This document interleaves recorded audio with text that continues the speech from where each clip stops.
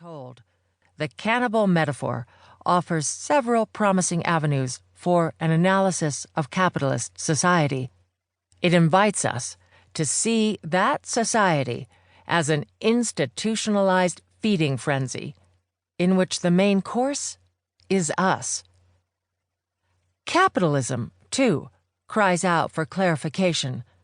The word is commonly used to name an economic system based on private property and market exchange, wage labor, and production for profit. But that definition is too narrow, obscuring rather than disclosing the system's true nature. Capitalism, I'll argue here, better designates something larger, a societal order that empowers a profit-driven economy to prey on the extra economic supports it needs to function. Wealth expropriated from nature and subject peoples, multiple forms of care work, chronically undervalued when not wholly disavowed, public goods and public powers, which capital both requires and tries to curtail, the energy and creativity of working people. Although they do not appear on corporate balance sheets, these forms of wealth are essential preconditions for the profits and gains that do. Vital underpinnings of accumulation, they too are constitutive components of the capitalist order. In this book, accordingly, capitalism refers not to a type of economy, but to a type of society, one that authorizes an officially designated economy to pile up monetized value for investors and owners while devouring the non-economized wealth of everyone else. Serving that wealth on a platter to the corporate classes, this society invites them to make a meal of our creative capacities and of the earth that sustains us, with no obligation to replenish what they consume or repair what they damage.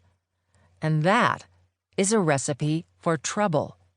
Like the Ouroboros that eats its own tail, capitalist society is primed to devour its own substance. A veritable dynamo of self-destabilization, it periodically precipitates crises while routinely eating away at the bases of our existence. Cannibal capitalism, then, is the system to which we owe the present crisis.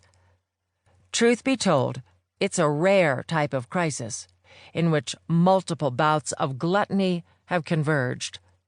What we face, thanks to decades of financialization, is not only a crisis of rampaging inequality and low-wage precarious work, nor merely one of care or social reproduction, nor just a crisis of migration and racialized violence. Neither is it simply an ecological crisis in which a heating planet disgorges lethal plagues, nor only a political crisis featuring hollowed-out infrastructure, ramped-up militarism, and a proliferation of strongmen. Oh no, it's something worse, a general crisis of the entire societal order in which all those calamities converge, exacerbating one another and threatening to swallow us whole. This book maps that massive tangle of dysfunction and domination, expanding our view of capitalism to include the extra economic ingredients of capital's diet.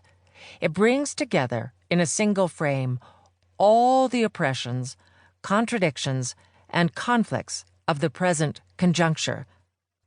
In this frame, structural injustice means class exploitation, to be sure, but also gender domination and racial imperial oppression, both non-accidental byproducts of a societal order that subordinates social reproduction to commodity production and that demands racialized expropriation to underwrite profitable exploitation. As understood here, likewise, the system's contradictions incline it not only to economic crises, but also to crises of care, ecology,